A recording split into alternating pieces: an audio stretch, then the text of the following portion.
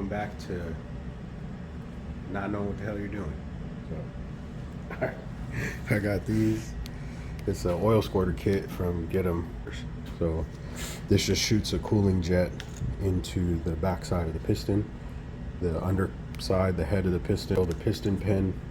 There's not a lot of info online, which you guys know. If there's not a lot of info, I like putting it out if it's something that I want to do. So, you know, do your own research, bro. This is the first time I'm doing this. As you can see, this is a brand new kit. I think it's beneficial to run these because I'm gonna do more highway pull stuff. This is more of a driver building for what I want to do for myself, man. So again, I've never done this. There's a couple of BTR has a video talking with the owner of the company. Not a lot of info there so much. I mean, I guess there is. It's all the info you would need, but not like a step-by-step or anything like that. This isn't going to be a step-by-step either. This is just going to be me doing it, and if you'd like to do what I'm doing, then go ahead, but keep in mind I could be destroying this right now. So I guess you could wait till it's running and driving and then do it, but that's probably going to be a long time. So it comes with two different fixtures here, or jigs, or whatever you want to call them, that will tell you where to drill, you know, how to drill. That's one of these, yeah, like it says, cylinder 1 and 8, cylinder 2 through 7. So this is the front and rear mains, and then these go for the middle 3. All right, I'm gonna get to it, bro. I don't know what the hell I'm doing, so wish me luck. Back to it. All right, first 2 hiccups. That does not fit in there, which they say, you know, there's so many different blocks that the spacing can't be perfect, so you'll have to wallow that out. I heard of there's another guy who has a video, he said the same thing. So not ideal, but whatever, gotta do what you gotta do. And of course they only sent me 7 squirters instead of 8, so it took like 3 weeks to get here, man. So that's gonna suck to have to wait another 3 weeks to get 1 squirter. So, but it is what it is. Sometimes it happens. So, especially with smaller companies, smaller businesses. So, all right, back to it.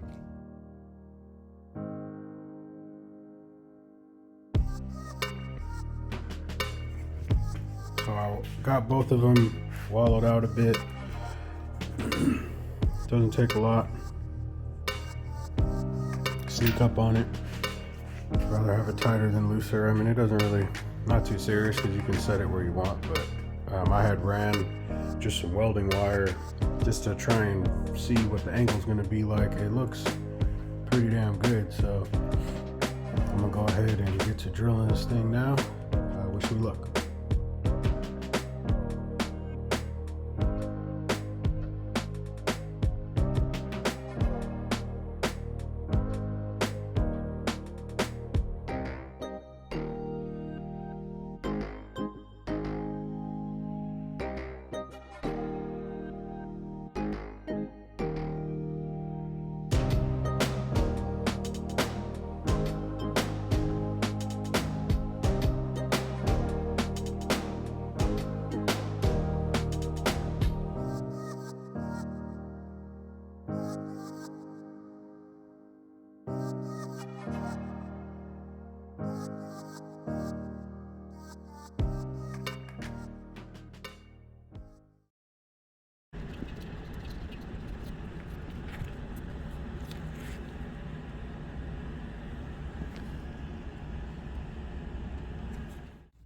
So we got one of them in.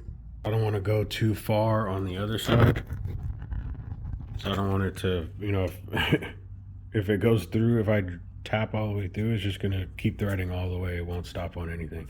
The fact that there's no threads on the other side at the end of that hole is what makes it seat. So I gotta drill the rest and stuff. I just wanted to check this one out because it's, you know, it's got a window right here. So I'm like, oh snap, that's super thin. So, and the threads are, you know, I mean, almost the same width it looks like as this window here. So, but it looks good. I took a straight edge. The crank's not exactly straight right here, but don't know if you can see that.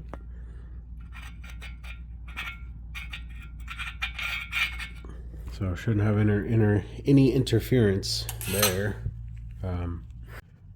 Shout out to Epic Tim. You should check him out on YouTube. I watched his when I was debating whether to do this or not. I watched his videos and I asked him some questions about oiling and stuff. So again, it's Epic Tim, I believe TIM is his channel. Super in depth. It gives you good pointers and stuff to watch out for. So you know, there's so many people on here that make videos like they reinvented the wheel, and nothing I'm doing here is the first time by a long shot. People have been doing stuff like this since before I've been working on cars. So, you know, give a shout out to the people that have been doing it before you. I'm gonna get to drilling the rest of these. Again, they only sent me 7. They're not replying to my messages. I don't know. I'm probably just gonna have to order another set. It is what it is, but all right, back to it. Squirters are done. Block is fully drilled, tapped for the squirters. Here's the kit again. As you see, I don't think I talked about this. It says it in the instructions too. Because there's so many different spacing for the bolts for different blocks, you might need to wallow out these little tunnels. I did with just a carbide bit. And basically all I did was make sure these were lined up with the straight edge up against the mains. They did forget one squirter. There was only 7 in here. I messaged them, they didn't respond for hella long, and I'm like, forget it, I'm not even gonna run it. Just being a tool, I get kind of, you know, if I pay you for something, I want what I pay for. And you know, businesses be scamming and stuff, so long and short, they sent it, they corrected it, they made it right as fast as they could, basically. So, you know, I would go with them, good company. You know, anyways, we'll not get into that. So, here's the block.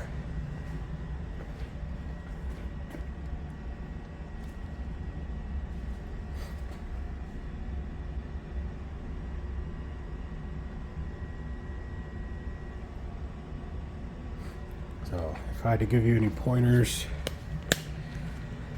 I would use some cutting oil, fluid, whatever, for tapping it, not for drilling it, because they are correct, like they say in the instructions.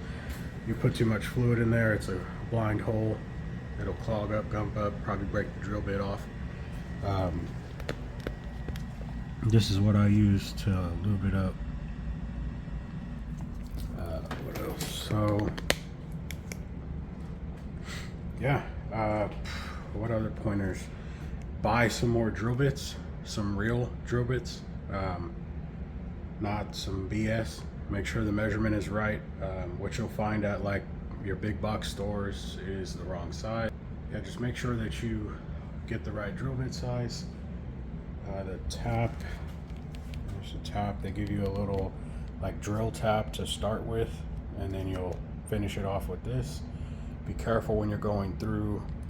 You don't want it to go too far through, because there's basically, you'll end up drilling 2 holes if you would. So there's one hole that's not threaded, and then you'll thread in a part of it. The threads seat on the part of the hole that's not threaded. So if you go too far with the threads, this thing can just thread all the way through. So be careful. That's why you see me going back and forth with the tap and the piece, just to make sure it wasn't too far out and everything was good. Turned out really good. All right, there's debate about why run these, you know. A lot of guys that run the aluminum blocks that come with these, every boosted LS motor that comes from the factory has oil squirters. You're probably gonna chew me out. Don't quote me on that, but I'm pretty confident that that's true. You know, high-end boosted motors from many manufacturers, from Porsche to Honda to just keep going. I mean, almost all of them will run some kind of an oil cooling jet of oil. You know, my logic here is to try and pull some of that heat out of the backside of these pistons. Also get a little bit more lubricant on the pins, the piston pins. Get a little bit more oil on the cylinder walls as well, because it's the stroke and rod length that I'm going to be running, and the piston size with the sleeve length of the block. It'll be beneficial. So that's my logic of why I'm doing this. This isn't a quarter mile, 8 mile, put it on the trailer, drive, bullshit. It's a street car, you feel me? Something that, and I do most of my stuff on the interstate. So long pulls, long load, a lot of heat. So that was my mindset and decision making, and whether to run them or not to run them. An argument to not run them is because this is a factory block, it's not a priority main block, which means the oil does not go to the main galleys first. It goes to the cam first, and then it feeds to the mains. So, people are like, hey, I'd rather have oil at the mains than to get the benefits of the cooling. So most of the big dog LS builders, if it's a boat or a land speed car or something of that nature, long pulls, high load, prolonged RPM type stuff, they'll run a squirter. So that also helped me make that decision. If the big dogs that are putting in real numbers and real work and popping out motors like hotcakes are doing it, then why try and reinvent the wheel, So I got all my parts in, the rotating assembly is in. I gotta get a cam. Just debating whether to go solid roller, get a little bit more RPM out, a little more a solider valve train, faster ramps. Old school people know, if you running solid roller, historically you should check the lash frequently, very frequently. What I'm hearing is it's not that big of an issue nowadays with the new design. Again, if I do, I'm going to check it, just because that's just how I've been raised. I mean, coming from carburetors and small blocks, big blocks, that's what you do. But look, Hondas run basically adjustable rocker arms, and you set them and forget them. As long as you don't break them loose the first time, then they'll never move. Anyways, so appreciate the support. Any questions or input I can give you, I'll let you know. Any of you guys that have done this before, go ahead and drop some pointers down below. We all, this community, we trying to help, trying to share the knowledge. So, all right, I got some good things coming up in the next one, so stay tuned. Like, comment, share, subscribe. Tell your mama, tell your cousin, your brother, your sister, that guy down the street that you don't like. No, I'm just kidding. All right, back to it. Later.